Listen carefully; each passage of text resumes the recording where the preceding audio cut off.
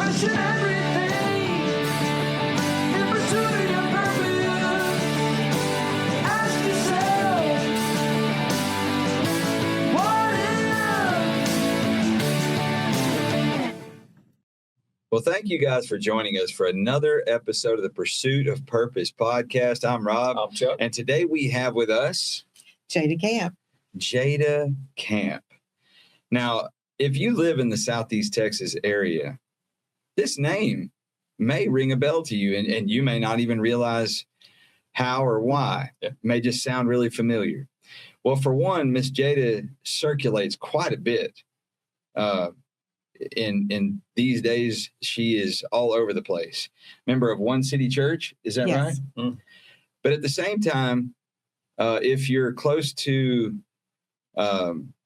maybe your middle or late 40s, early 50s, when you were a kid, there was a place in Beaumont, Texas, and you probably met Miss Jada and her family at that place. And we'll talk about that in a minute, but I'm just kind of hinting around at where one of the things we're going to talk about in this interview. But if you would, Miss Jada, tell us a little bit about yourself. Where were you born? All that kind of stuff. Born at Baptist Hospital right here at Beaumont, Texas. Went to Forest Park High School, graduated in 1977. We're coming up on our 50th anniversary. How about that? Oh, Lord.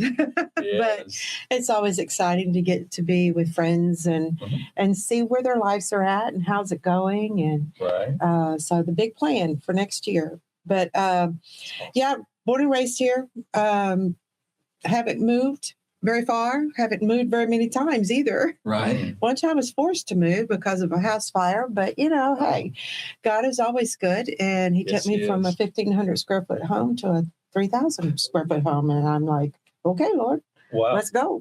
So that's the only way he could get you out is to burn it down? Yeah, Okay.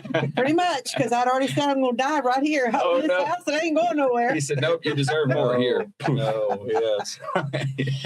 No, I think what he says is this is going to be part of your journey and it's going to hurt, but I've got something better for you, Have girlie. something better. That's right. And now Daughter, I'm going to take care of there you. you go. And so I presume y'all filled that house with more people. You got kids, you got I grandchildren. do. Yeah. We have 3 biological children. Mhm. Mike and I were blessed with 2 boys and a girl, Okay. Michael, Madison, and Michaela. Yay. Then my M name was Mom, Mother, Mommy. And Which was Mother, probably I have one that sufficiently called me worn out, I Mother. Yeah. presume. Yes. No, it's not ever worn out. But it's- I'm sorry. and then I have 2 daughters that came to me later on that the Lord blessed me with, not through legal adoption, but heart adoption, and they're mine. I love it. So Yeah. I have 6 grandchildren. Yay. My 2 oldest grandchildren, my Jade is graduating this Saturday on the 23rd. Very proud of her. Wow. But she and her brother were adopted by her mom and dad. Lolly is always been passionate about children in places of stress and trauma. Right. And so she and her husband decided to adopt, and they wanted to adopt through CPS. So they got a brother sister, and got them at 3 and 4 or 2 and 3. I can't remember. So, but we've had them. They've been ours. It feels like forever. And so Jade and Evan are the high schoolers, and like I said, she's graduating. But then Robin has her 2 boys, and they're 11 and 14. And the teenager is being a teenager, and the 11-year-old's being the 11-year-old. So Deuce and Trey are fine young men. She's doing a really good job with them. Mm. And then my daughter, Michaela, gave us 2 grandbabies that are Aria and Amara. And they are 1 and 2. They're our twins because they're 11 months apart. So it is like having twins sometimes, but they are a jewel. Love having them with me. I say we're the Waltons because my children don't move too far from me. Mm-hmm. And when they do, they seem to come back home. So, and I'm okay Yes. with that. Absolutely. So we've actually all lived together as adults in our home. And that's why the Lord, I think, gave me the 3,000 square feet Yes. with 4 bedrooms instead of 3. Yes. And so here we are, Right. we're all together. And That is a my oldest full- son is there with us, and Michaela and the girls are there. And we've been doing some remodeling and rearranging and fixing and trying to get things where it's going to work for all of us. Right. So anyway, and I love being there with them, Good. That's good especially stuff. since That now is. I'm a widow and Mike is no longer with me. And we also lost our son, Madison, 2 years ago. And so it's just us. It's cozy and it feels good. Mm. And we're okay with it. Well, good. That sounds wonderful. So, what was it like when you were a kid in your childhood home? What was discipline like? So my father was raised in a home that was, I would say, chaotic because alcoholism was a part of it. And poor, very poor in Church Point, Louisiana. Dirt floors in the home. When he was younger, I say he got older, they were in a home that did have floors. But, even though they were dirt floors, they were still very neat and clean people. And they picked cotton and to have money in the house, Mhm. And so when he got older, I think that going into the military, he was in restoration time in Japan after World War II, and being in that military where it gave him the structure Right. that he needed, Yeah. Right. and he brought that structure home. Mm. And so you would have thought military to some degree. You definitely would have seen that. Now, as a believer in Christ, he was also more on the legalistic side, which was kind of common back then. Mhm. And so there were a lot of yeses and nos and don'ts and do's Yes. and do's and don'ts. Yes. So, but the one thing that we were raised with was love for each other. Mhm. We worked together as a family very, very well. We still do, my brothers and sisters and I. You put us on a task together, and you just put out the call, and here comes everybody, and we just Nice. all work together and celebrate each other. So, in fact, we hate it when we miss any celebration. This past Friday, I had to miss one. My niece got she graduated with her master's in speech pathology, and Whoa. she's got some letters now behind her Yes, name, she and does. very proud of her. And Yes. she did that after raising kids. Oh. She goes back to school. Okay. So it was a big challenge, but she did it. She went back. And I That's have a niece amazing. that graduated with her master's and as a principal in Okay. her school district. And we just celebrate all those things, all those milestones. Absolutely. Right. And so my father, my mother was raised in Hampshire Finette, one of 12 kids. And when she was 3, she was the second to the last. Her father was killed in an auto accident. Mhm. So there was hardships there too. Mhm. And we didn't realize we were having hardships as kids because mom and dad were very good at managing survival, if you will. Mhm. Yes. The huge garden, raising your own beef, raising your own pork, raising your came own through the chickens and Depression, eggs. And yeah. sure they did. And Sure. so there was no waiting for someone else to provide. Right. Dad planted those fruit trees. Dad planted that garden. He did all the things he needed to do. And my mom could take a little bit of nothing and make it the most fabulous meal. Wow. So if you want to know why everybody says she's such a wonderful cook about me, it's because I was raised under Mhm. her and her sisters who were fabulous cooks because they could take a little bit of something and make the most fabulous meals. Wow. So I love that. That kind of is fun to talk about and go back Yeah. and visit. That is amazing. It So what is. did your mom do? Did she stay at home? She with was y'all, a or- stay-at-home okay. mom. I mean, it was the time, Mhm. but she's a working mom though. Mhm. She was the one that was picking that garden. Yeah. You saw everything going in the freezer and on the shelves and jars and Mhm. all of that, and then she sent us out with our buckets after school to get in those fields to pick those blackberries and Yep. dewberries Yep. so jelly could be made. And Mhm. there would be people say, I mean, I got more strawberries than I need. And she said, can I come and get them? And so she was always working. My dad was Yes. too. He'd work extra jobs too, Right. make things ends meet. And I'm telling you, when you think about what little money they had, and yet we were never hungry. Mother made all our clothes. Mhm. I'm going to ask you something crazy. Yeah. I just had this idea. So, in your childhood, do you remember being able to? What was quality time with your parents like? In the garden, See, isn't that beautiful? walking beside my dad and him, we would water the tomato plants. He walked side by side with me, telling me how long to stay on each one. Mm. And to this day, if I'm watering something, I count. That's awesome. To this day, I That's will count great. to 10 Wow. because that was long enough. And he didn't tell me to count to 10. It's just I kind of figured out that if I started counting when he'd say, okay, move. And I'd start counting. And every time it would be to 10. So I just started counting to 10. Right. So Isn't that something? there you go. Still with you Still with me. all these years. But with Mom, it was in the kitchen, Mhm. and it was sitting on the sofas at night, shelling the peas and Right. snapping the green beans. And then, we weren't always necessarily in the kitchen blanching and what have you until we were older. But Mhm. I was on a stool or a chair standing by the stove, because our stoves weren't built in. They were freestanding, and I'd be standing by a stove 7, 8 years old, Yeah. stirring pots. It was Right. nothing unusual Right.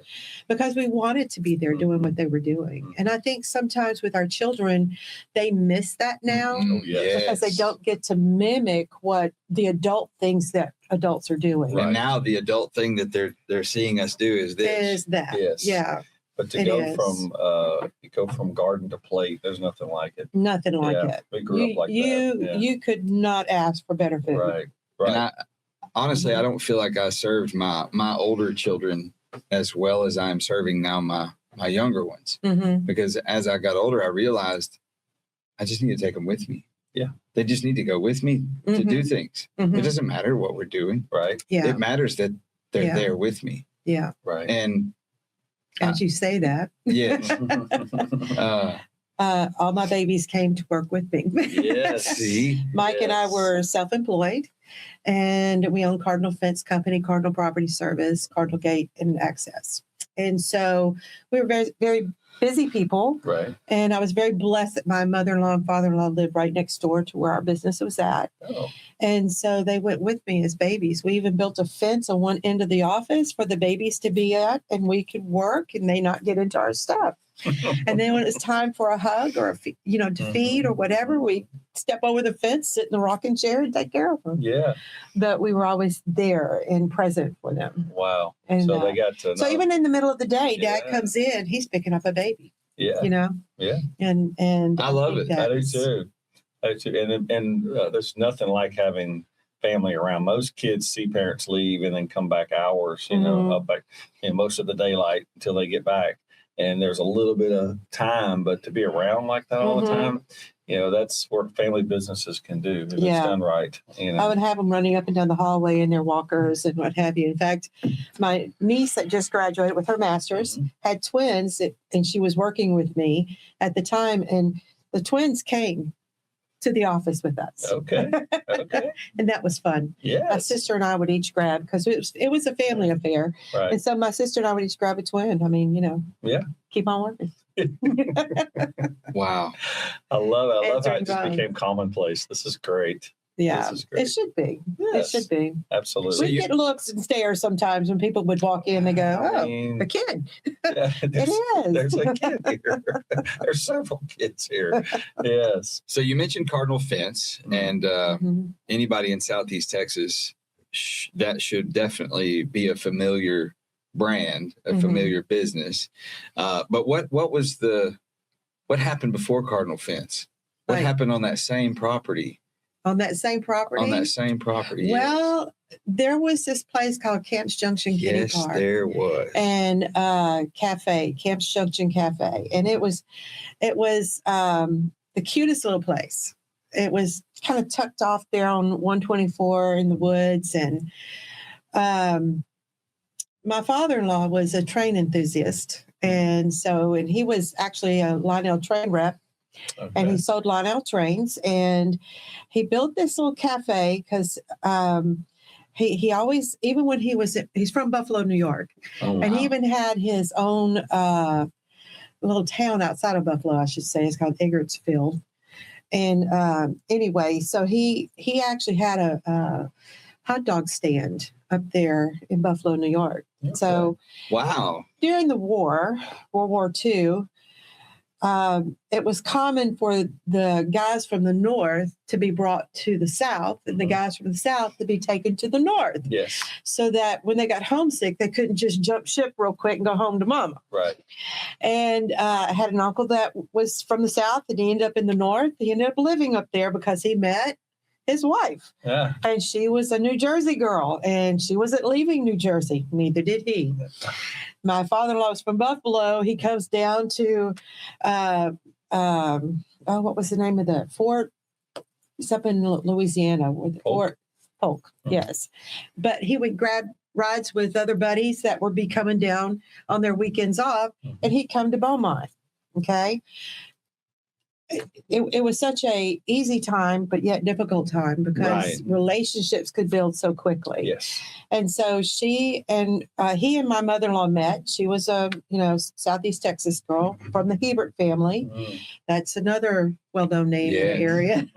Rice growers, had cattle, lots of land, all these fun things. And so she would. And her aunt, they would feed the boys. They would come in and she'd say, hey, if you come out to our house, we'll feed you a home-cooked meal. That was a thing to do. Yes. And even my mother and her mother did that out in Finette whenever that was going on. And so anyway, my father-in-law came to eat dinner. He said, home-cooked meal? Of course I will. Yes. And he took a to-go plate. He did. 6 weeks later, they married, and that's great.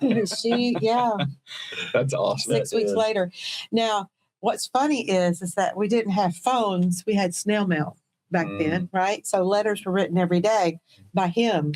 She didn't always get to her letters every day. When I've read through his letters, I'll say, well, I haven't received a letter from you in a couple of days. He was missing his sweetheart. Yes. So they did spend 1 year in Buffalo after he was released from the discharge from the Army. And it didn't take long. They were back in Southeast Texas. Yes. Not because of her, but because of him. He decided he liked the winters better. Oh, the down winters here. are rough up there. Yeah. They are rough on They that are. side of the Great Lakes for sure. It is. Yeah. So you got down here and got spoiled. He did. To this heat, and He this did. warmth. Yeah.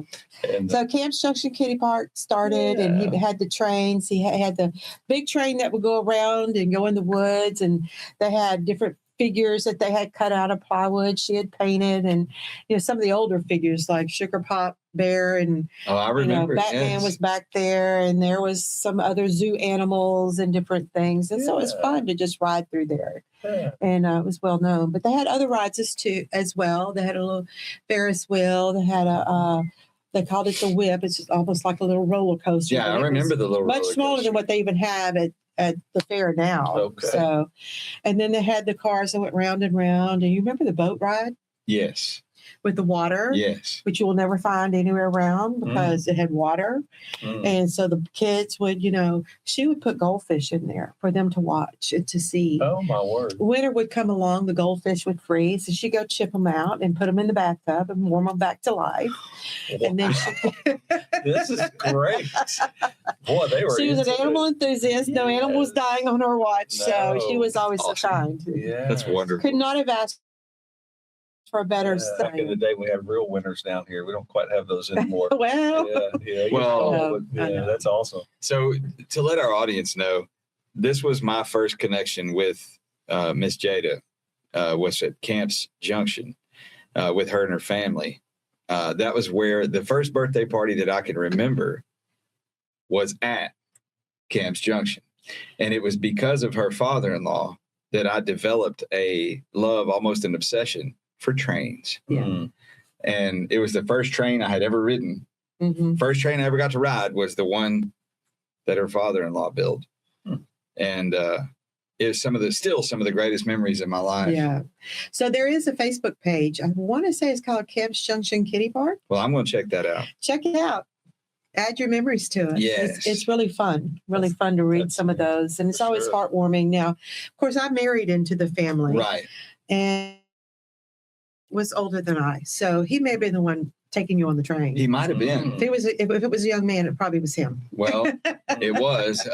In fact, my mom may have pictures of him You look them up for me. That would be awesome. driving me around on that Yeah. train. Yeah. That's a young guy. I remember some years back her finding some pictures Yeah. from those Kamps And Junction. then post it on that Facebook page. I That would be that's pretty going to be awesome a if you would do great that. task for my mom Mhm. That's fun. to find those pictures. We love it. So I'm just excited to hear all this. Yeah. I love that origin story about Yeah. how that park was built. Right. It was a treasure of Southeast Texas. It was. It was. And it definitely brought light into a lot of little lives. Mm. It did. So we're glad you married into that family. Yeah. And I am too. Yeah. Speaking of, so since there was age difference and all that, I don't know that you shared. How did you and Mike meet? Church. At church? Okay. Yes. And so he was a little sneaky about it. My dad was actually in prison ministry at the Jefferson County Jail. Okay. And so every Thursday night, my dad, he started that whenever I was like 4 or 5 years old Mhm. with a local minister here, Brother Ray Vick. And he and Brother Ray would go on Sundays to the Jefferson County Jail. And then they kind of stopped them from going on Sundays. So they had another day that they could go. And so Thursdays became the night that my dad could go. Mhm. And at the church we were at the time, Dad needed a team to go in with him. Mhm. And so Mike became part of that team. Okay. The next thing I know, on Thursday evenings, when I'd get home from work, there would be Mike sitting there. They're talking about their evening. Yeah, right. Okay. Stinky little boy. He was talking about their Stinky evening, but little man. he was plotting on you. He was plotting.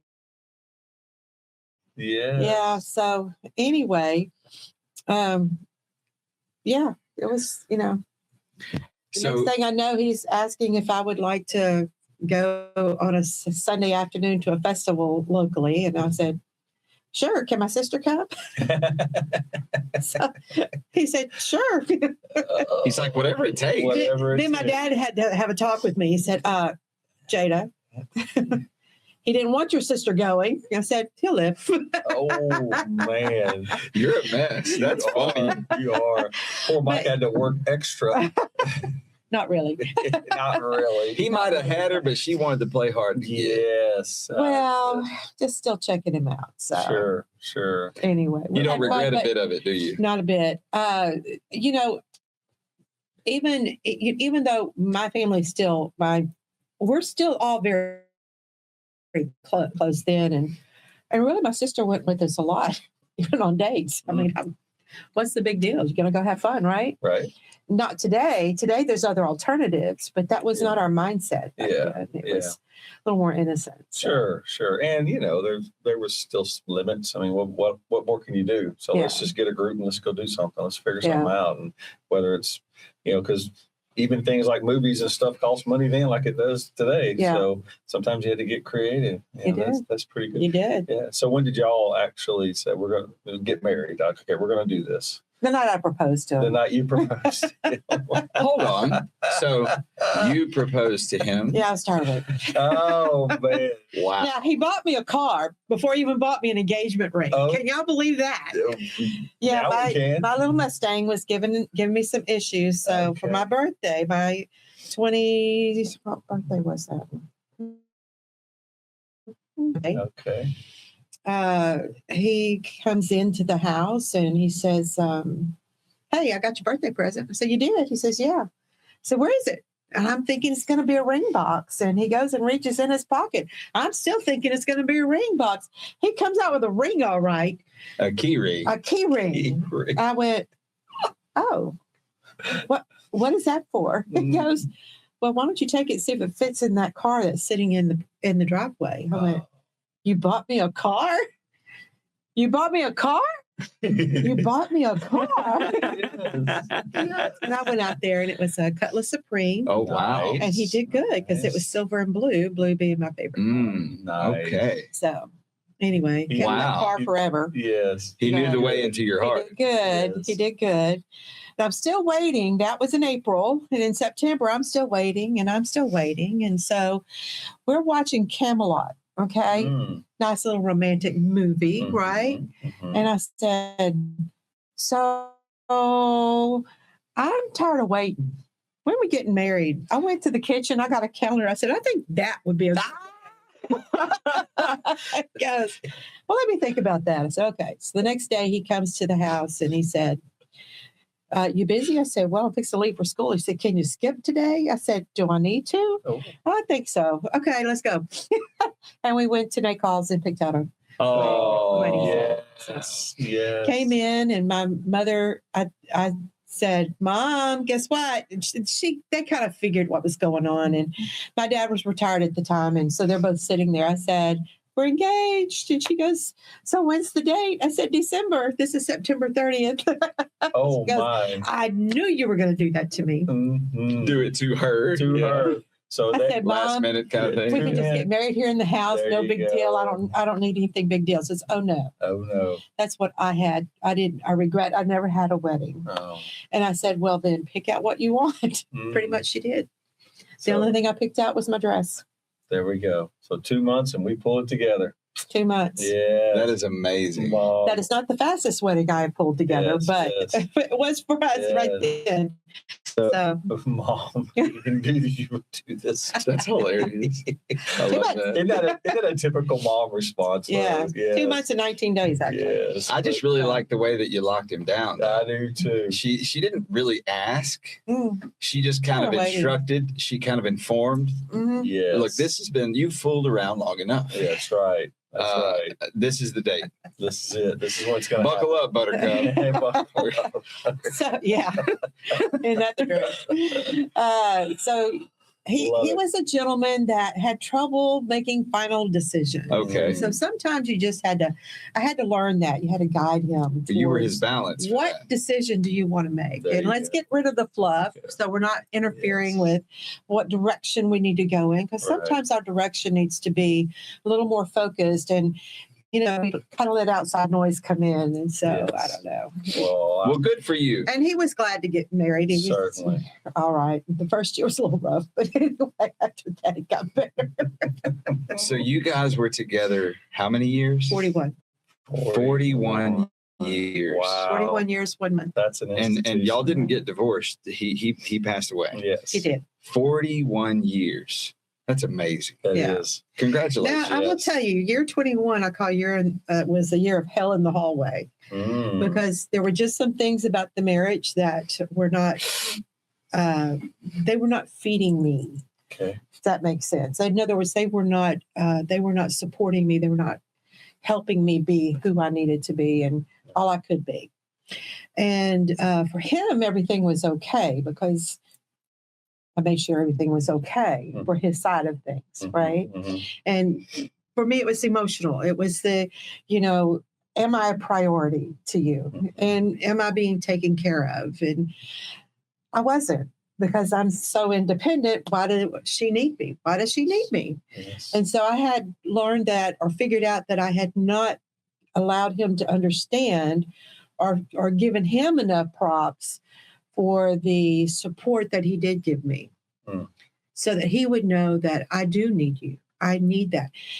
And the need isn't, I need you. If I don't have you, I'm not going to, obviously I'm surviving Mhm. and he's no longer here. Right. The need is, I want you here. Mm. I choose you. That's right. I desire you to be here, Mhm. not a codependency Right. upon you. Right. Yes, I can go do anything I need to do. Yeah. But I love it when he's there. Right. First Fatherhood Effect summit that we had. And it was one that it was new program, new event, new everything. And thank goodness that's in my background. But I told him, I said, what time are you getting there tomorrow? He said, I'm not coming. I said, what do you mean you're not coming? I said, yes, you got to be there. He said, why? You don't need me there. I said, oh, I need you there. Mm. He said, but why? I said, because you know how I work. And if you're there Mhm. and I could just look at you, the anxiety calms down. Yes. Yes. The confidence builds up. Right. I need you there. And he goes, okay. And he went. And he went. That's great. Didn't miss a one. That's a spiritual bond, though. That's beyond anything that's on paper or just years in the tank. Yes. That is a spiritual bond. Someone once said this, but I used it in my own relationships like that. I don't have a desire to need anybody for anything, but I want them for everything. Mm-hmm. And I've used that many times, and I've tried to even teach couples when I work with them. I said, if you need each other, that's there's a grossness there. That's not good. But if you want them for everything, man, that's a desire. Yeah. That's beautiful. And we miss it because, other things in our life do need us. Like he had a business. Well, the business needed him, and he needed the business because that was not only part of his identity, but it was affordability. It afforded y'all's life and all that. But it could also go away. I can retire. I don't retire from this. That's why this is different. This is different. And I mean, that didn't go away even when we retired. You're right, for sure. Okay. He was still doing work. He was still doing work, but at that 21-year mark, you're like, okay, it's time to reset this. What really brought that to a head was a spiritual awakening. So you're talking about spiritual connections. Yes. Mike and I have always been very active in the church, but we've always been very active in our relationship with God and building that relationship and trying to stay connected. But as with all relationships, they can wane. Mm-hmm. Okay. Mm-hmm. And we had just been on remote control for a little while, some hurts in the church, some difficulties. And actually the church we were in and met in and all that ended up being closed down. And so we were at a different church and the Lord was able to reawaken us to life in him and how abundantly it can be. And so in doing that, I started realizing I wanted an abundance in my marriage, not just making it through the day. That's a healthy desire. That is. Yeah. Well, second to that relationship with God that you just referenced, you study scripture, the next relationship is your spouse. And it's supposed to represent. That's why represent. they compare. Mhm. Yeah, that's what I was going to say. The same thing you just said. They're supposed to represent each other. Yes. The marital relationship represents in this form, in this life, your relationship with your creator. Yeah. That's it. And then So, the next tier is just, children and beyond. So they're all pretty close. They're all right at the top. But, They are. But we have to approach them. Balance. We do, but we have to approach them so similarly, if not the same, Yeah. So. Yeah. So anyway, one of the things that made me start saying this has to change is that the Holy Spirit began to deal with my heart in that my love for my husband wasn't where it needed to be. It was not that heart connection. I had allowed a wall to build up. And so I had love for him, but I couldn't give him that love because I built up a wall to protect my heart so that he didn't wound me. Because, y'all can relate to this, I'm sure. Somebody calls you 9:00 at night. Hey, my gate's broken. I can't get it open and I'll be right out there. Well, this is honey time. Kids are in bed. We're going to watch some TV, cuddle up. Who knows what'll happen, right? Yeah. And we hope. That's right. But that phone call comes and he's hopping out of bed. And I'm like, okay, what am I? Chopped liver? What you just threw me. And we worked together. Yeah. So I understood that. I had times where I would go at night to check parking lots and to check on other things, that because we had business going 24 hours a day. Right. He didn't like getting up at night. I was a night owl. He was a morning person. So, we balanced that out that way. Right. And, but I would tell him, and he'd be asleep. I'd kiss him bye and kiss him hello when I came back in. So, Yes. but he would know I had left and he would know I was coming back. Right. But he would just hop up and go and wouldn't even ask, are you okay if I go help them out? Yeah, tonight you're fine. I'm going to read my book or something. That's cool. No problem. Right. There wasn't that. It was always someone else being more important. And so I really took offense to that. And so the Lord started really working on me with dealing with that in my heart. Because if I have offense against a brother, I have an offense against my Father, God. Yes. And we have to not do that. And so, and early on, I've always tried to walk in forgiveness. I've always tried to walk in dismissing those offenses. If I'm not going to go deal with it, then I'm going to dismiss it and not hold on to it. Right. But this is my spouse. Yes. So it's a little bit different scenario. And I just had an encounter with the Holy Spirit one night, and he began to deal with me. And one of the things he had me do was to write a letter to Mike. And in this letter that was quite long, and I did not give it to him for a long, long time because I vented and I praised. And then I vented some more. Then I praised some more. And then the Lord told me, he said, draw a line on the page, right down the middle. Write the things that you love about Mike. And I began to write, boom, boom, boom, boom, boom, boom, boom, boom, whole page filled up.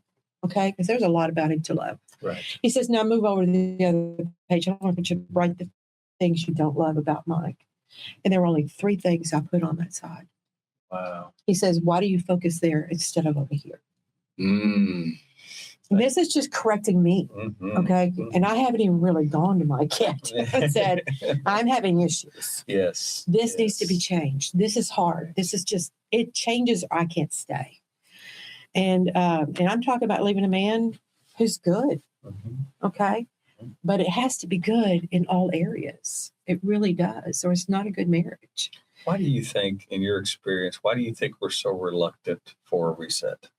A lot of people avoid reset, but that's what you did. You called on God and said, you got to reset me. It hurts. It hurt. Not only that, but she demanded a reset inside the relationship without leaving it. That's right. She did. That's what I would call the hard work. That's it. Because so many of us, we just choose to say, you're not the one anymore. That's Bye. it. That's it. I'll do the reset with the next one. I call that fixing the motor while the engine's running. You did amazing. Like, anyway. So did he. So Yes. did he. Well, but you started this process. Yes. Yeah. And what else I heard, and this is another amazing thing. How often do we say, this is your fault? You point at the other person. Yeah. Fix this about you so that I can be better. Right. Fix this, fix that, Mhm. or else. Mhm. Right. Right. But you started about you. You looked at Yes. you and said, how can I be Not better? on purpose. But how amazing is that? That is taking ownership Yes, it is. Yeah. of yourself, of your life, of your Right. behavior, of your future, of your relationship, first with yourself, then with your spouse. Isn't that an example of the surrender process? We're called to surrender regularly. Yeah. And if we don't surrender, meaning, okay, I'm going to put my ego aside. Mhm. And God's like, oh, hey, now you're ready to learn. Before all those other little prayers, fix him. And now you didn't want me to do that. Not yet. Not yet. So, Great story. yeah. So for me, early on in my life, very young in my life, my dad had been in a work accident that almost killed him. He barely survived it. And I come home from school with my mother sitting in a dining room chair in our very little bitty tiny home. It was maybe 1,000 square feet with 6 of us living in it. And but it's a home that I've got to go back to as an adult and still love that home. And so I come home and I'm watching my brother as my mom is just sobbing. How am I going to take care of you children? I didn't finish high school. I didn't get my GED. I don't have any work experience because this is stay-at-home mom time. Right. And not that she's not intelligent and talented and all the things, because she very much was, and very much admired for it by many. But she was looking at her money abilities for income. And my brother, who was a senior in high school, a very intelligent man, brilliant, went on to be very, very successful as a chemical engineer. And he was sitting there as a senior in high school, says, Mama, I'll quit school. I'll get a job and I'll support us. It'll be okay. We're going to get through this. Because They're thinking my dad's going to die. Oh, Mm. He's not going to survive. This is what the doctors have told them. Wow. And I'm watching this, and I can remember as this third grader Mm. going, I will never be in that place. And so right then, my heart picked up an offense. And I moved into need to control everything in my life. Huh. And Mike kind of liked that because I took care of him. Mhm. I took care of the things he didn't want to take care of. I took care of a lot of things, Mhm. you know, especially in business. You know, he liked going out doing the fun stuff. I'm the one that's doing the finances, the books, and Yep. that kind of thing, or Right. picking up the customers that were being missed or they couldn't get to, and I was going out and bidding those jobs, you Mm. know, and those types of things. And when the complaints came in, I was the one solving those. And so Yeah. that's not what he liked to do, Kind of you a know. pretty fair share of the dirty work, if you will. Yeah. Probably stomped on a few Well, shovels took I'm along a the way. problem solver, so that's Yeah. not a problem. It really didn't bother me. It was kind of a, you know, that's how he shared Sure, the sure. responsibilities. Because trust me, his side of it was a lot. Right. It was a lot too. That's a really inspirational story. Because so at 8 years old, your spirit could have gone one way or the other. Should have, You know, could have, yeah. you could have gone negative and felt Yeah. victimized, but instead you reformed that into no. I Mhm. will take control of me, Mhm. and then as many other things as I could. That's amazing. That's Yeah. a lesson, friends. And but at the same time, anything that can be good can also have a bad side to it. Of course. And so the bad side was I took too much control Yeah. on Mike, and that made me focus on the things he couldn't do well. Mm. Those three things. Yes. So Yes. fast forward about 6 months, we had a friend that called Mike up, and he said, I don't know. And I actually didn't call him. He met him at church. They were having a prayer service that morning, and he met him there. He says, I don't know why, but the Holy Spirit's telling me I'm just saying you and Jada paid for Cindy. We could have paid our own way. We didn't need him to. But he paid for it and said, it's a marriage weekend. I just think it'd be great to get for y'all to go. He wants y'all to go. So I'm paying for everything. Hotel, the entry fee, food, everything. Wow. Yes. He did not know what a rough spot our marriage was in at all. We were good at covering it, I guess. Yes. But that was the key, the turning point. Mm. So when the Holy Spirit tells you to do something, be Mhm. obedient. Yes. Because you never know what the outcome is going That's to be. right. You That's right. never know what the outcome is going to be. So we went.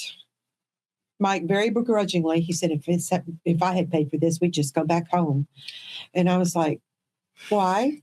He said, I don't want to go do this. So you ask, why do people not want the reset? He knew it was going to be painful. That's Yeah. right. He knew things were going to be pointed out. Right. The Holy Spirit is fixing to grab hold of him and shake some stuff up. Mm. And when it gets shaken, it's murky. Now we got to Yes. wait and get through the murk and Yes. Yes. and say that's got to go and trash that out and Right. let's put in something that cleans us up. I mean, who wants to swim in a murky pool? Right. Nobody, Infiltration requires pressure. Yes. doesn't it? Mm. Yes. And so here we Good are point. under pressure, Yeah. and yet for both of us, there were moments during that weekend that it reset. Mhm. Didn't get rid of and didn't heal everything, Yeah. but it reset that said, we're going to fix this. We're going to fix this. And Mr. Kamp had to learn how to communicate and tell me what he's thinking Yes. and quit holding grudges. Mm. And Jada had to quit barking Mm. and demanding. Mm-hmm. And she had to open up her heart. Yeah. And so the brick wall fell that weekend. Nice. And I trusted my heart to the Lord. Mm-hmm. And there were times that he still did things that would have wounded me before, but the Father stepped in quickly with his shield. Come on. And I didn't get hurt. I just looked at him and says, I'm not receiving that. Oh, that's my tool. Freedom. Mhm. Yeah. Boy, Freedom. look at you. Yeah. New skills, new way of communicating. So it's, Yes. marriage is fun. Yes. But I will tell you this, the last 20 years, man, if all 41 could have been like that, Wow. we'd have had 12 kids. How inspirational, though. I mean, that's beautiful. It was Yes. it was a marriage that I would give nothing for. Right. I mean, you could not give me anything that would make me give it up. it was just a beautiful, beautiful, beautiful marriage. We still had our squabbles and what have you, but we learned how to communicate through them. Yeah. It only took We 20 learned how to years do to that. make that diamond. Mm. Pressure. Mm. It wouldn't have taken so long if I had listened sooner. Well, Seriously, sometimes I knew. Sometimes that lump of was not coal we're happy. carrying around, Yeah. we ain't ready to give it up yet. Well, that's true. That's the hard part. That's the reason Yes. why people say I'm done with you. And that's not what I said. I didn't tell him I'm done with you. What I Right. said was, if you're not willing to work on this marriage, I can't stay in it. Mm-hmm. Well, I don't really see what's wrong with it, Jada. I'm happy. Everything's fine for me. I said, yeah, I know. 3 square meals, clean clothes, clean house most of the time. Actually, he hired a maid for me later. So that helped. Work got a little bit complicated. Yeah, I got you. And, and he was taken care of sexually. So, what else did he need? That's but right. this is a man's perspective. And Yeah. I needed him to see the female perspective Right. of things. After all, he was the third of 4 boys. Mm-hmm. What did he know about the female perspective? Right. So- Right. I had to learn.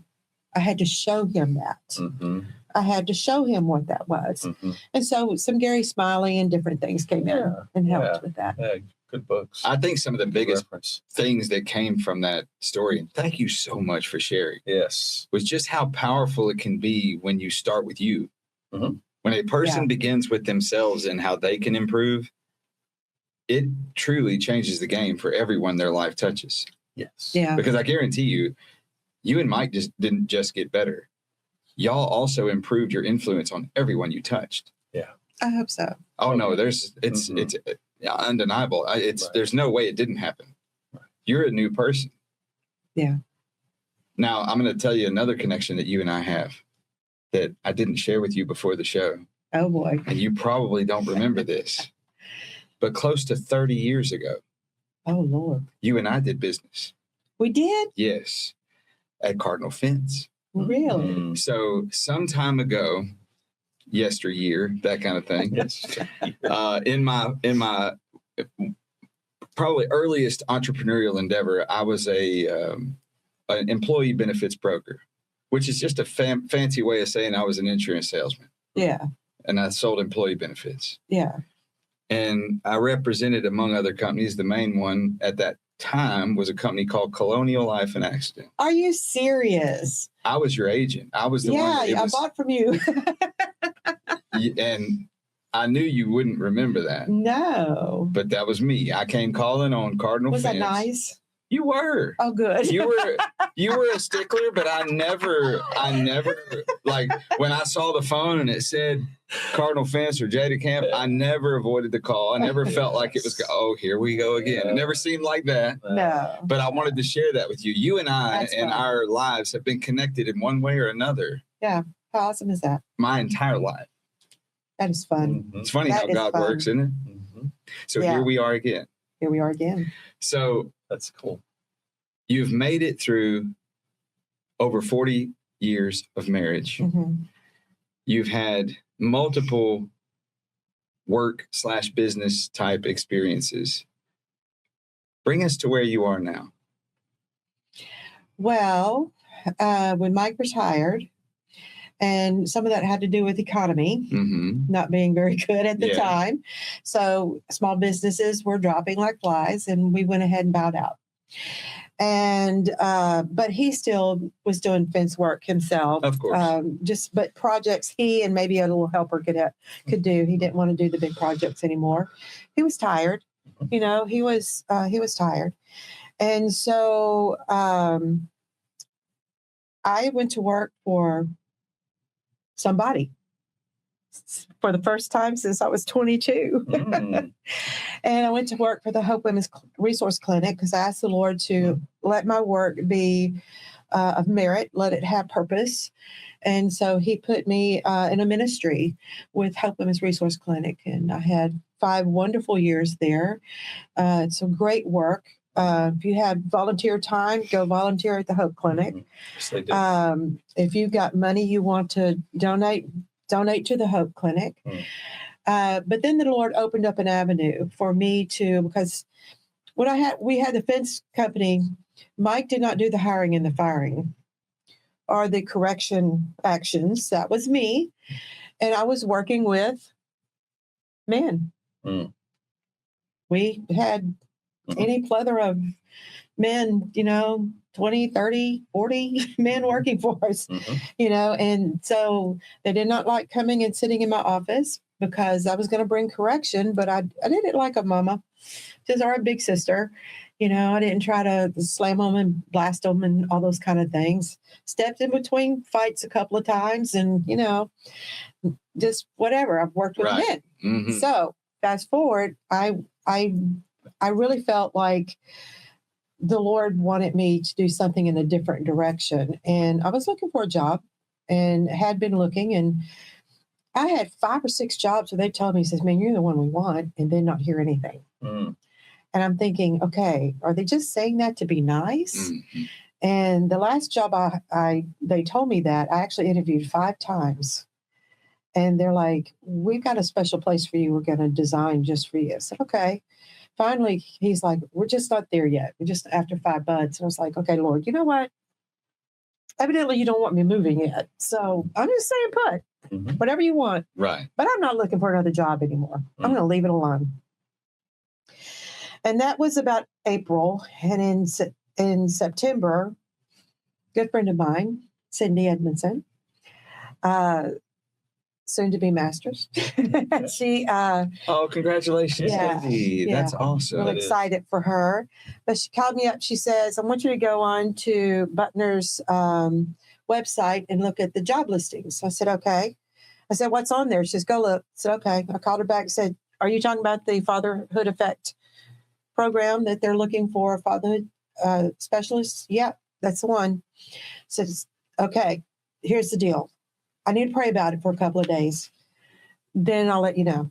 And so I went in, I sat down with Mike, and we prayed about it. And I asked him, I said, I'm going to tell you something. Hope Clinic gave me some flex with schedule. I said, this one's not going to give me flex. It's going to be salary, and it's going to be 40 plus hours a week. What do you think about that? He said, do you think this is a job for you? I think you need to do it. I said, nope, I want to know what you think. Again, I have to help him get rid of the fluff so he can help me make a decision. And I said, are you okay with that? I said, that means you're going to be by yourself more. That's what I'm telling you. And he goes, yeah, I'm okay with that. I said, okay. And so I put my application in, and I told Cindy, I said, do not promote me. Do not talk me up. You let me go through the hiring process just like anybody else that's applied. She said, okay. And I don't think any other women applied. I think it was all men. And I think they had a pretty decent list of applicants. And it was down to me and one other. And our higher up, he says, Cindy, what do you think? She says, I can't say. I've She been told me sworn to secrecy. I can't say. I just can't say. She told me not to. It's your decision, Jeff. And so he decided to go with me. And I don't think he's regretted it. No. I've enjoyed being with the Fatherhood Effect program under Buckner. I've enjoyed working for Buckner. They're a great organization as well. If you have volunteer time or if you have cash you want to donate, they're a great organization to give to as well. The Fatherhood Effect program has grown. We now have 2 fatherhood support specialists, and I'm glad to have a partner in crime. And she and I are tied at the hip very quickly and work very well together. And so probably the only 2 women team that works with fathers in Texas, but that's okay. We get the job done. Yes. And so, and enjoy it. We're there for our guys. Our guys know that we're not there to teach them how to be men or how to be fathers, but we're there to take the curriculum that we use and use it. It's accredited. It's, evidence-based. It's not accredited. It's evidence-based. And so we use that to bring in the conversations. Yes. Y'all both just got to speak at our summit that we just had, our 6th one. And it was more of a conversation that even you were having. You weren't lecturing. Right. You were talking. You were asking for responses back, and there was crowd participation, and that's what we have. So, Right. and in fact, when we were talking about communication, with this particular group I'm working with now, it took us 4 hours to get through that. Not all at one time. I don't have any fear of that. Not all at one time. But it was just a topic that they all wanted to focus on. Yes. You know what? My timeline is yours. Right. If we need to focus on that, we're going to. And so there's even some other areas that doesn't come in with curriculum that I've plugged in a little bit just to help understand it more. And so I'll do illustrations and tell picture stories and things of that nature to bring in those points so that they can understand how important they are as a father. Right. I it's kind of like my list with Mike. I had all these good things, but here are these 3. So I started focusing on these and building him up. Mm-hmm. What does our community now do with men? Right. And specifically white men, but all men. Mm-hmm. I mean, when they tell me specifically white men, I'm like, in my field of work, it's all men that they're slammed. Yes. You're no good. You're so bad. That's You're right. just a terrible father. Right. And are they? Right. Are they really? Or are you really talking to them in a way that builds them up That's right. in the position of fatherhood? Mm. The flip side of that coin is I'm telling dads, honor and respect mom. I Right. don't care what Yes. she says to you. Right. Honor and respect her. Right. And when you do that, your children will. Yes. And they will rise up and call her blessed, as Proverbs 31 tells us, because they've seen you do it. Right. It's not about your revenge. It's about what you should do. Should come from a surrender position. Yeah. What- Surrendering, Yes. not because you're giving up who you are, Right. but because you're going to get into a position to lift up who they are. That's it. That's it. It takes courage to does. be humble in those moments, to have surrender moments. And It that's does. probably where a lot of folks don't have courage, so they overcompensate with ego. And that's Fear. Fear. Fear causes that. That's right. They're staying in a place of fear instead of a place of love. Right. Because I love you, I will step aside. Yes. Because I love you, I will lift you up. Mhm. Because, and listen, if you have children together, you better love each other. Yeah. You might not like each other, That's right. but you better love each other. That's right. And if you don't, you better build that love for each other. That's I right. mean, that's how Because I your sit in this babies room with need Chuck. you to I mean, do it's- that. I'm kidding. But no, but That was no, a job, wasn't it? it is. Poor for Chuck. sure. He gets picked on so much. all the time. It's like men in the community. I mean, it's just a target. No, Yep. no, but those, and I think there's conceptions and maybe misconceptions that hopefully we'll all be able to address. I know you are as the director for sure, but a lot of these folks, they may not be able to do what is a classic traditional marriage. Okay. Sure. But there's tons of other ways to love and respect each other because the kids will bear that fruit. I heard this phrase, ego is that overcompensation for fear. That's where that comes from. And I heard one of the theorists, I was listening to his book recently, and he said, ego, y'all know what that stands for? He's speaking to a live audience. He says it stands for edge God out. I thought, Ooh. I know. And I thought, so that's good. here I am driving, and I'm like, I got to write it. So I'm writing on a napkin, ego, edge God out. And because that is our model. God loves us when we're at our worst. Mhm. And so, And something I had the honor and privilege of being able to come and meet your dads, your group of Mhm. dads, very intimately at your facility, and talk with them, have conversation, like you said. And even before that, in our dealings in the community, something that I've noticed is these dads have a hunger for knowing how to be men, yes. knowing how to be dads, but first knowing how to be a man, and feeling this void of acceptance. We as a species, and I don't care what color you are, I don't care No. what No, background you're from, absolutely. Genetics doesn't matter. No. we have this plague of demonizing masculinity Mhm. in our And society. you're just referencing. And these men, we have generations of men who are now of age to be fathers, Mhm. and their entire life they've been taught manhood bad, masculinity bad. Right. So then the natural result, the next step is father bad. So I'm going to be a father? Mm-hmm. That's bad. Mm-hmm. And we have to teach them Right. Mhm. and show them Right. that it's not bad. Right. You're not bad. Being a man is not bad. Nope. You don't have to act like something you're not to be accepted. Right. You don't have to pretend to be less masculine to do it right. Right. It's okay to be a man. It's okay to be a dad. Mhm. Yeah. It's It's probably okay. nothing more attractive than a man who finds his confidence to lead, to be present. Even I said in a relationship, one of you has to be the pillar so the other could be the tether that's flapping in the wind. So learn how to be a pillar.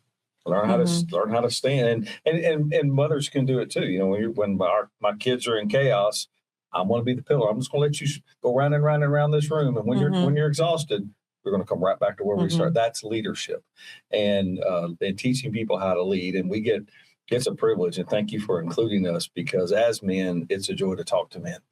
You know, It is. to say this. I mean, y'all are valuable. You're important, Mhm. and if you don't know that, let us teach and reiterate that. Yeah. And once it gets in, though, you've seen it. You've seen it in the few years you've been working as director of this program. You've seen people come alive. You're like, that's amazing. Because when I first met that guy, isn't that something? Something I want to add to what you do. You brought up that, y'all are the only two females teaching about fatherhood in the state of Texas. And here's what's powerful about that. We need to hear that it's okay to be a man from you. Yes. From women. Yeah. Because it's been women Mm-hmm. telling us it's not okay to be us. Yeah. Yeah.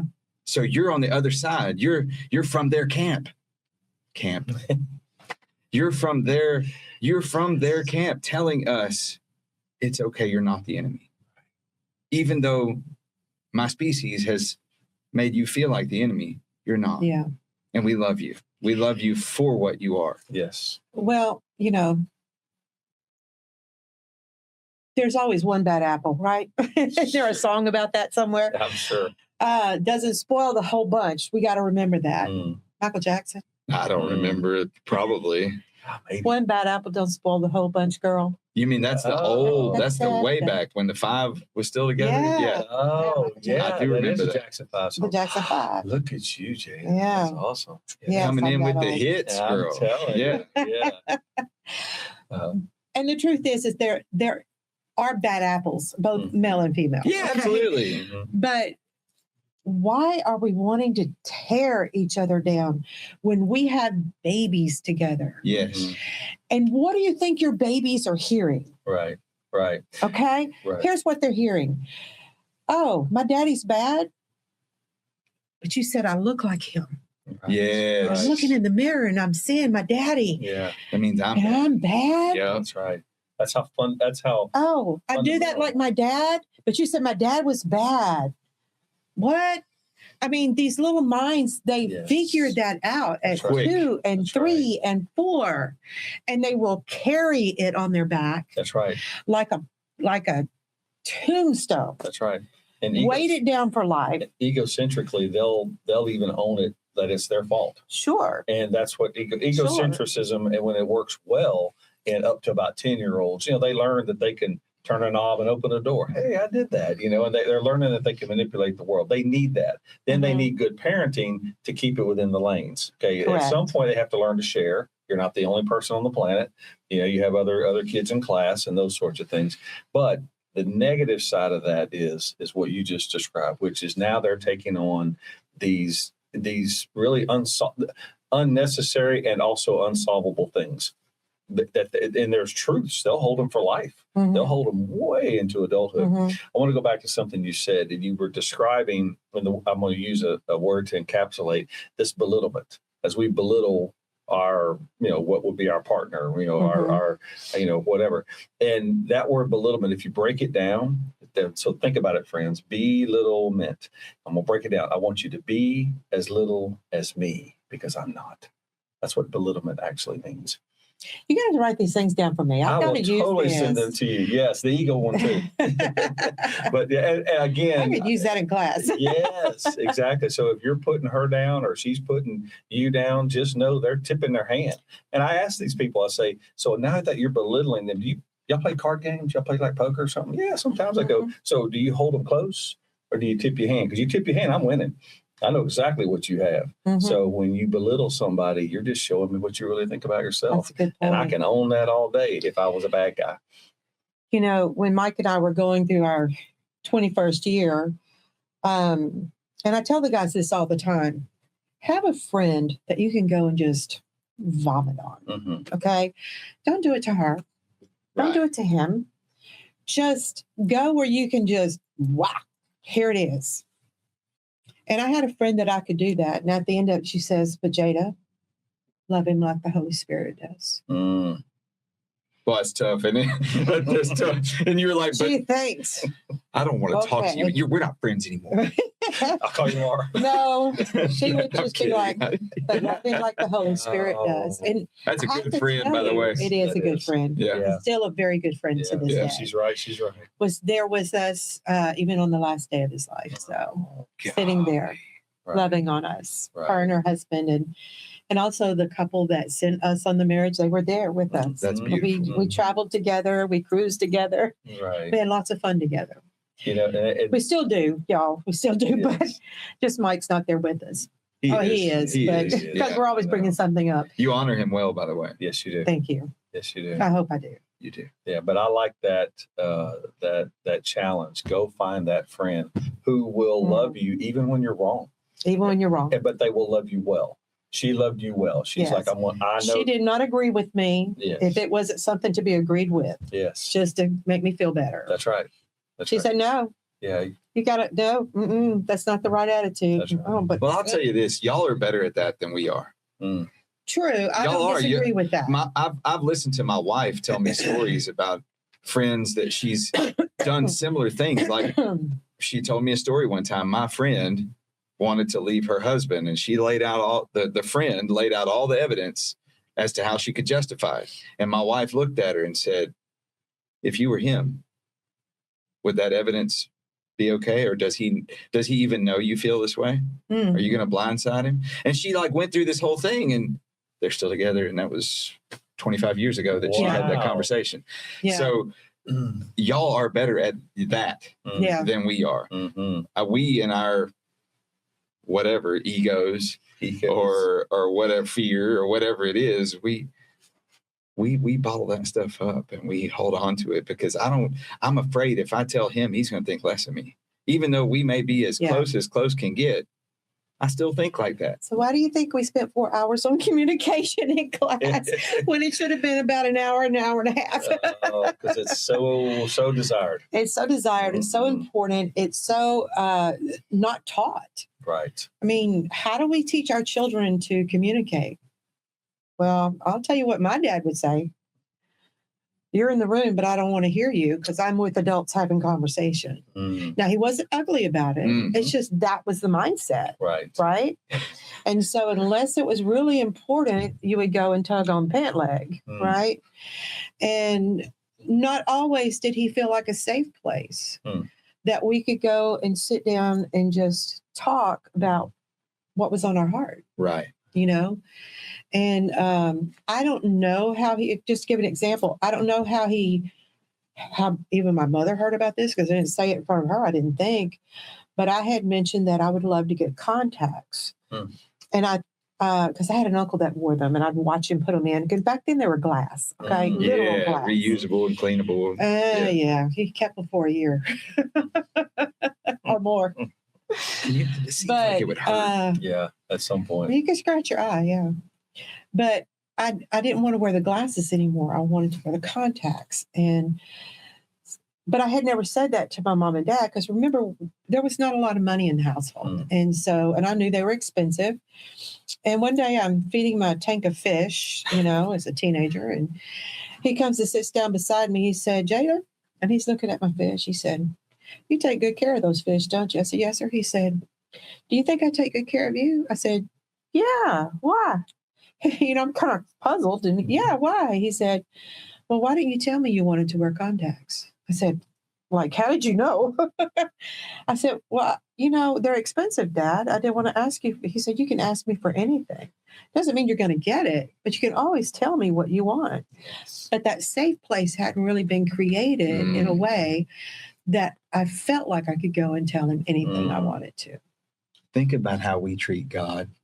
Oh, don't Just we? like that. Mm-hmm. He wants us We to put him tell on him. a shelf. Yeah, I'll we're put like, you down when I need you. I'm scared of you. I don't know if I want to tell you. Right. You God might wants you to might be as your best friend. Mhm. you might tell me all the reasons I don't deserve it. Yeah. But we just that way. That's right. Mm-hmm. And the crazy thing is, he put the desire in there in the first place. He did. He's the one gave it to you. It's Yes. Yeah. that's what connects you to him. Yes. Yeah. Desire. That's fascinating the way I love that That's right. story. That's That's beautiful. Yeah. Yeah. That Desire fish is a tank thing. component of creation. Yeah. And we're created in his image. Well, desire. He had a desire to create the earth and put man in it, and all of the things that man would need to flourish and to have an abundant life. So that desire is part of the creation. It's part of that.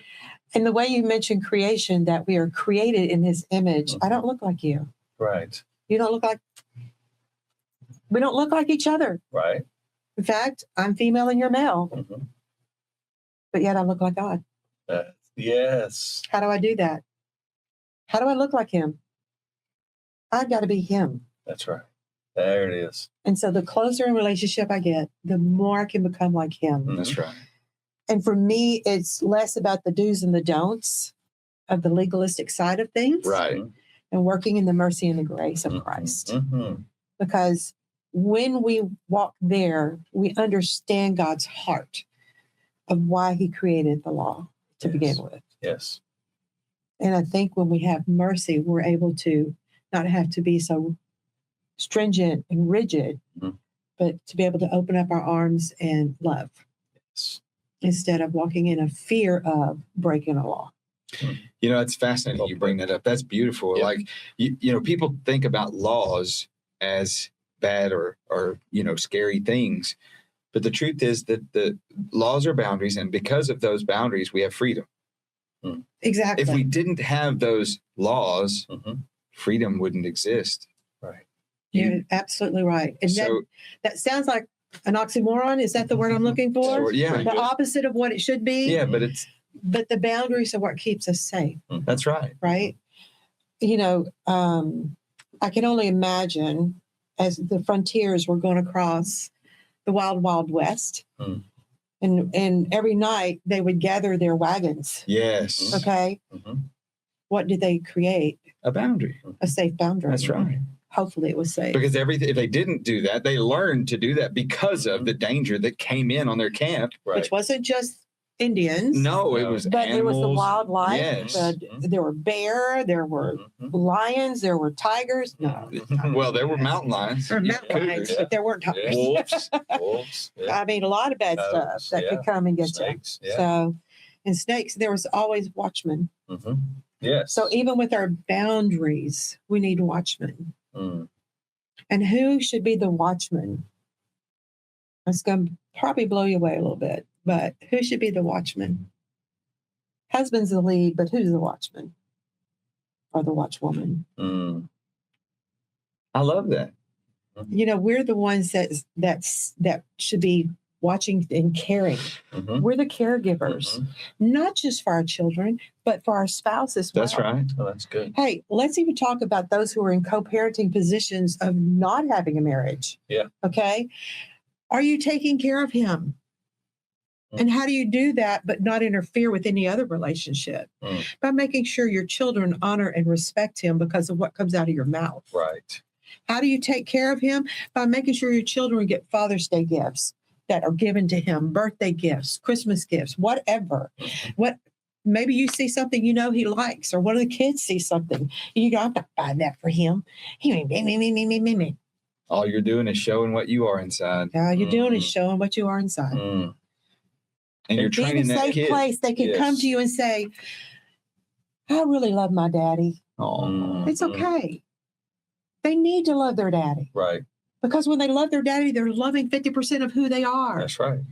well, more than DNA is not 50-50, Yes. but you know what I mean. Yes. And however it breaks down, Mhm. but they're loving that part of their DNA that came from their father. Right. Well, they're And able how to love important is that? themselves 100%, and that's and all then that they matters. can love themselves 100%. Absolutely. And the truth is that if that woman is teaching that kid, or the man is teaching that kid, either side, Either side, yeah. if the person is teaching that kid to despise the other side, the kid can't love the one that's teaching that either. It makes it hard because They- at some point, even though they're little, they may, Right. okay, and they may feel like, oh, mom's protecting me from big bad wolf, Mm. right? But they hit 12, 13, 14, Eyes open up. eyes open up. Yeah. Mhm. And now we start going, wait a minute. I cannot And tell then you. we hit 16 and we've got an angry teenager That's right. that Rebellious. she can't control That's right. or he can't control because you've never spoken truth to him. Exactly. He can't believe anything you've ever No, said. you've spoken fear. You've spoken anger. Spoken everything all of else these other negatives. that have nothing to do with God. That's right. That's why, speak Yeah. life. One of my favorite songs. Speak life. Yeah. And I'll tell these I and agree. moms sometimes dad, but I'll tell, usually it's single moms bringing kids, but for reasons that the three of us are in business together sometimes. And I'll say, understand this. If you try to give your child your hurts, and your child doesn't know any better, they'll receive everything you give them Oh, yeah. until they know better. But once they know better, let me Yeah. tell you what's going to happen. They're going to lose confidence in you as someone that they can trust because you misled them. You, in a kind of a weird sort of way, you kind of abused them, because you caused them to take on your emotions when they were totally ill prepared for that Mhm. in their digits and young double Mhm. digits. I said, so what do you think teenage years, young adult Mhm. years are going to look like when your child talks to you in limits as opposed to more of abundance? Like they can't wait to see you now. It's almost a burden to see you. And I said, now you may not be able to imagine that now because you wake up and go to bed with them in your house every day. One day they're going to leave. Yeah, they And will. if you want them to honor you, you better start honoring others. And Yeah. sometimes they hear, sometimes they don't. And sometimes they come back later and go, I should have listened. And I'm like, well, Yeah. we'll do the best we can. And sometimes even when they do hit teenage years and y'all have done an excellent job, they still want to go spend time with dad Sure. instead of with mom. And that's okay. Yeah. Nothing wrong with that. And it's not a slight to mom. Right. No, not at Right. all. It's Not a at all. hunger inside the child Mhm. to get something. Yes. Yeah. And that's okay. And when do children need their dad the most? At what age? Mm. Teenage years. Mm-hmm. For sure. I mean, they don't really need at 2. They love daddy. They love Mhm. dad picking them up. They need him around And for he needs to absorption be there. purposes. Yeah. Right. But he's not the nurturer, My the youngest, caregiver. Not that he can't. Right. No, I get But what you're saying. it's mom who's taking That's care of right. that deep level nurturing that needs to happen. that's right. And so they need daddy. I often tell folks that about Teenagers. 12 was about my youngest counseling age. Younger than that, it's more like play therapy, and I'm not that guy. But about 12, they can start talking to me. I need dialogue. But I also tell these parents, I said, about 12 or 13, your kids, they can walk by the television and they know what's happening. Before that, maybe not so much. But now they know what war is. They know what riots are. They know what, hurt and pain.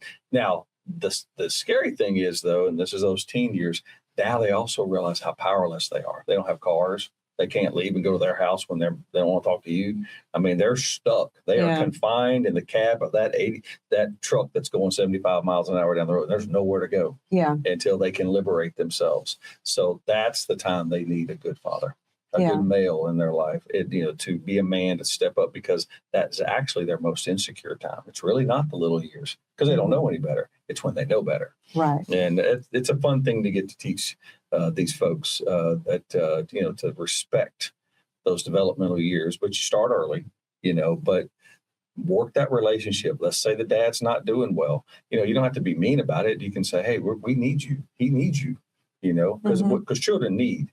Okay. Mhm. Later they'll want their folks, but when they're Right. young, they still need. And so I'm glad we get to teach it. I hope it's catching on, but we'll do the best we can. That's all we can do. That's right.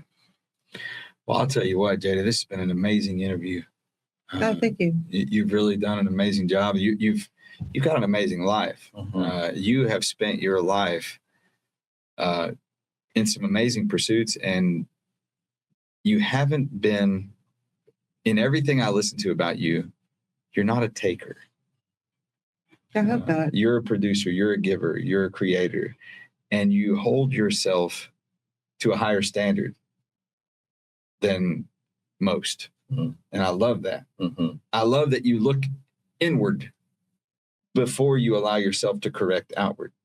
And that is very inspirational to me. And I know it will be to our audience. Is there anything, I mean, as we draw to a close, we're kind of getting to that part now. Is there anything that we didn't ask you that you'd like to share? The one thing I would share is if you don't have a relationship with Jesus, make him your friend. Invite him in. Lift him up. Praise his name. Declare him before men. He's the best friend you'll ever have. My last 3.5 years have been extremely tough. But what a friend I had in Jesus. And he walked with me. He held me. He kept me. He even lifted my head and he wiped my mouth when I was just so sick I couldn't hold my head up. Mm. So get to know who he is. And if you really want to know who he is, go to the book of John in the New Testament. It's the 4th gospel. And John does such a beautiful job of telling you who Jesus is and how much he loves you. Thank you for allowing me to share. Absolutely. No, thank you for that. That is a wonderful thing to share. And I hope people will take you up on that, because we need to get to know the real Jesus, not the Jesus of the Catholic religion or the Baptist religion or the Methodist religion or any religion. The Jesus who still lives and sits at the right hand of the Father to intercede for our sins. The Jesus who walked on this earth and was crucified at 33 years old. The Jesus who didn't have judgment for a woman brought to him in adultery.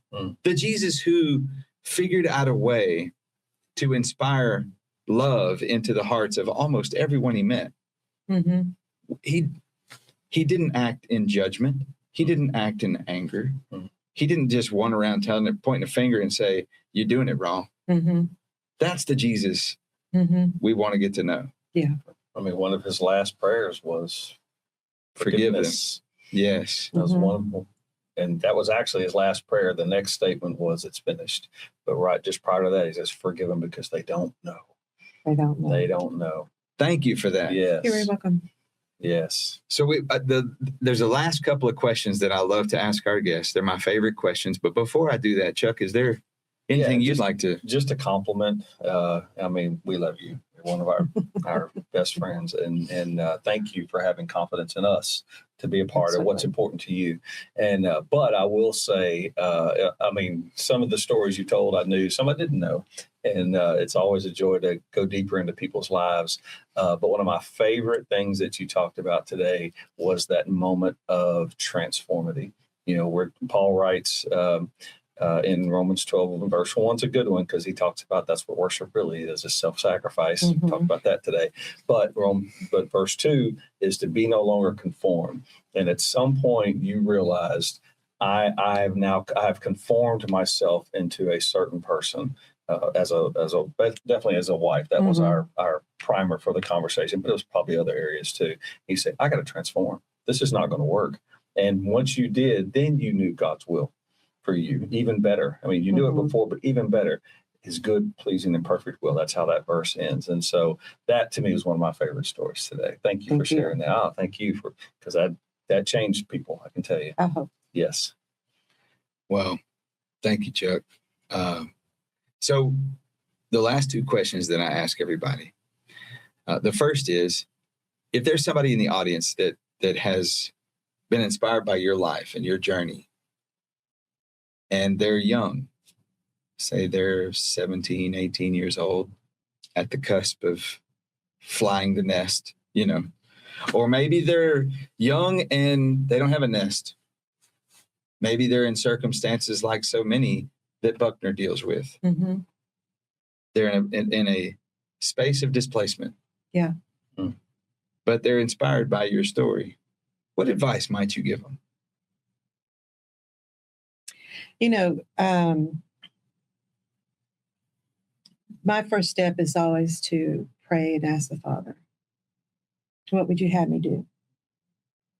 Now, as a young person at 18, 19, 20, I probably didn't do that as quickly as I should have.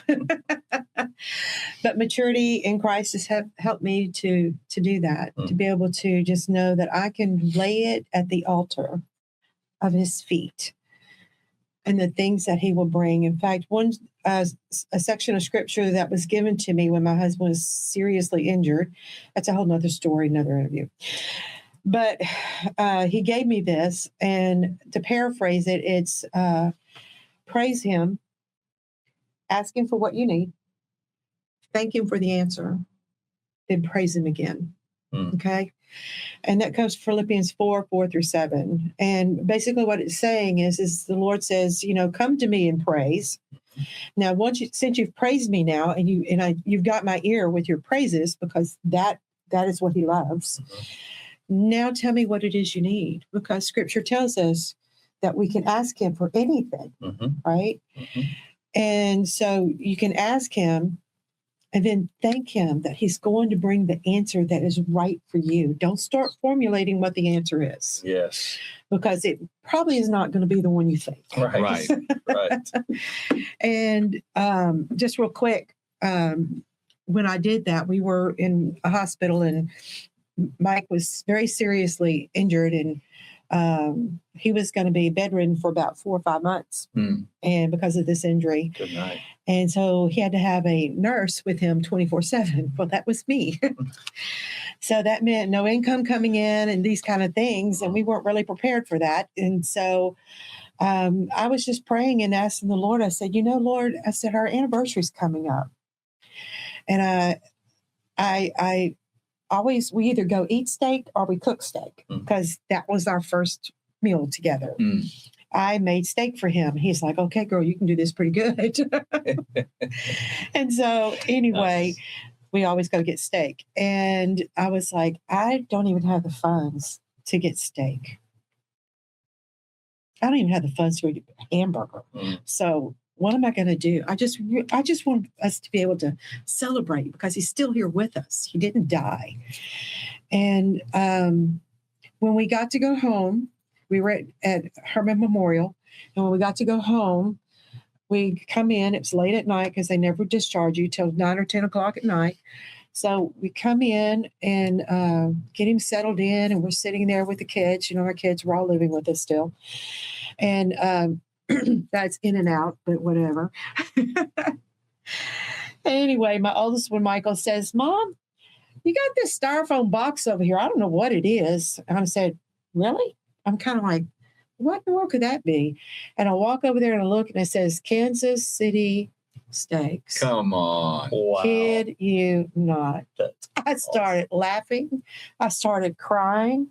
I started doing a little Jada jig. I started pooping and hollering. My husband's a little loopy because he's on medicine. And he looks at me and says, honey, are you all right? I said, more than. That's so great.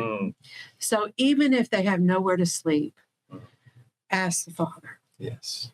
Because Jesus had no place to lay his head, and yet he never went homeless. That's right. Okay? And we never went hungry. Yes. That's beautiful. That is so cool. Perfect. Thank you. So cool. That's amazing. Thank you for sharing that. You're welcome. That's a beautiful story. So my final question is my favorite one. So you gave some great advice for young folks that might be inspired by you. This is speculative. Okay. So if you could go back in time and talk to that Mustang driving younger version of yourself. It was a hot car. I'm sure. My dad was nuts for getting me that car. So if you could go back in time to when you were about 17 years old and whisper in your own ear some wise advice, what would you say to young Jada? Don't lose your focus. Oh, she said that really quick too. She sure did. Yeah. Don't lose your focus. Keep your eye on your goal. and my focus that I lost was more on my relationship with God. Started focusing on some things that the world had to offer. Listen, this more fun. Listen, let me tell you something. I've had the most fun in my life, sober, drug-free, and people thought we were tipsy, but we weren't. We were just in love with Jesus and having a good time with other believers, and it was just amazing. So the world has nothing more to offer than God does. And so don't lose your focus. Stay focused on Him. Stay focused on your goal that He has helped you set and work towards it. If you start losing your focus, step back. Get in your prayer closet. So He gives it back to you again. That's perfect. Well, thank you. Thank you very much. Thank you for sharing your story through us to our audience. It's been great. I feel like I got a whole bunch out of this today. I know I did too. So I got a small gift for you. I got a couple of them, but one of them I'm going to give to you now. You know, we at Pursuit of Purpose, we're kind of magical horticulturists, and we have grown our own money tree. Oh, really? Yes. And we're going to allow you to pick a fruit from that money tree as a souvenir for your time today. So if you could reach across my Viking friend over there and pick yourself $2 bill right there. Are they all $2? They're all yes. this one. So you're delegating your fruit picker. Well, I'm short. And bossy. And bossy. That's all right. So that is a souvenir for your time I here love today. $2 Thank bill. you. And you definitely are a leader. And we appreciate you. Don't say that too loud. Don't say that too loud. It's too late. It's too late. This thing here is about to be sent worldwide That's to everybody. it. Uh-oh. Everybody's going to know. The secret's out. It was out long before Yes, you got to that chair. Yes, it was. But anyway, is there anything that we missed that you'd like to share before we close completely? No. The only thing is I would like to share again that I do work for Buckner, and Yes. I'm with the Fatherhood Effect program. It's a great program for dads. Dads come in very reluctantly, but they leave very reluctantly because it is such a good support for men in that position, and it just builds them up, which is what they need. I do not put dads down, even when I get a dad who gives me, he might be a little bit of a confrontational. I'm gonna help him see things in a different light if I can. Right. And I will tell you, it's made changes in a lot of fathers. Good. And we're not talking about fathers who are in trouble. We're talking about fathers, period. Yes. That just come and sit in the class and just want to be better. Yes. We should always strive to be better. Right. And as Rob mentioned, this is it's a worldwide audience. We're very blessed for that. We're in Southeast Texas, but are there other Buckner units around the country that do offer similar, if not the same thing? Yes, there is a Fatherhood Effect in Longview, Texas. Okay. Kevin Pena is the fatherhood support specialist there. Okay. There are some fatherhood classes down in the Rio Grande Valley. Okay. It's not under Fatherhood Effect, but they still have them there Right. with their program. If you're interested, go to buckner.org. Excuse me, buckner.org, and look up the Fatherhood Effect. Okay. And you can choose what location you would like to be in. Very nice. Very nice. If you want it in your area, let the state of Texas know to bring in fatherhood. There are other programs that offer it, such as MET and DePelchin and I think there's Starry, if I'm not mistaken, but and they do a good job with it as well. Good. So Good. there's Well, just support for dads out there. Sure. It is out there. I know it's not as much as what we have for moms, but it is out there for fathers. right. And I'll tell you this, there's a lot of, and it doesn't matter how old you are. Right. It doesn't matter how experienced you are at being a dad. You could be a grandpa or you could be a dad to be. There's nobody is going to be kicked out because of any requirement. Right. Right. Right. You have to have involvement with a child that's 17 or younger. Whether you're biological father, the stepfather. Mhm. I've had uncles. I've had brothers, older brothers with younger siblings Yes. attend. I've had a godfather attend because he had a Mm. plethora of godchildren Mm. that he had been assigned to. Wow. And he said, I take that role seriously. There we Good go. for him. And I want to make sure that they're doing what they need to do. Right. And so, and I've had dads that, have had CPS cases, and I've been able to help them Mhm. get that certificate at the end of the classes Mhm. that tells that CPS caseworker, hey, I just attended 12 hours of parenting. And so it's all good stuff. So, And it's a yes. groups of Mhm. men that are gathered together to become better. Exactly. That's all it is. It's That's not, none of these men are gathered together to tell anyone else they're doing it wrong. Right.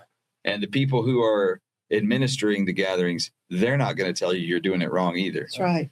They're just there all for a common cause to become better. And, they teach each other too. Yes. I'm not always the one talking. If I have a talkative group, I just have to introduce the topic and guide it a little bit. That's Yeah. about it, you Yeah. know. And I love that. I love Yes. we're able to have those conversations where one dad will say, "Hey, I tried this when mine really worked for me." I'm trying right now this thing on Reels where it says if you have a 2-year-old, because my 2-year-old granddaughter can throw a fit, they say just do this, Jessica. Yes. Jessica, I tried that last night and it worked. Oh, come on. Have you seen this? No. Oh man, they'll have, I don't know, the ones I've seen, it could be 6 to 8 different moms or dads. Yes, And mom or dad. And it works. Just say the wrong name. Well, you say Jessica. Just I don't know Jessica. if it's They all 'cause said it's- Jessica. I don't know if it's 3 syllables or they'll act like they're looking out the window, Jessica, and the baby's over here like, they'll stop, they'll look. I mean, immediately, It works. she did not make another sound all the way home. It's from Walmart. hilarious. I don't And know. she was crying because I wouldn't scoop the ice cream that was in that container into her ice cream cup. Oh my goodness. I'm like, look, I can't do all things. Yes. Daddy will give you anything you want, but I'm going to give you some, just not right here. That's right. That's right. Not great. Not there's witnesses. My ice cream. Here, hold your ice cream. There You'll you know go. we got it. That didn't work either. Oh, the Jessica effect. Anyway, the Jessica thing popped in my mind. I Mhm. went, Jessica, and she just went, It just stopped. that was it. That's great. So that's our homework assignment. We're gonna look it up. Great. My little grandbaby. Yes. I've got 2 grandkids, and the granddaughter, she has a fit every now and then. I'm gonna have to try that. Yes.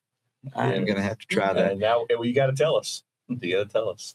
Well, everybody out there, thank you for joining us for another episode of the Pursuit of Purpose podcast.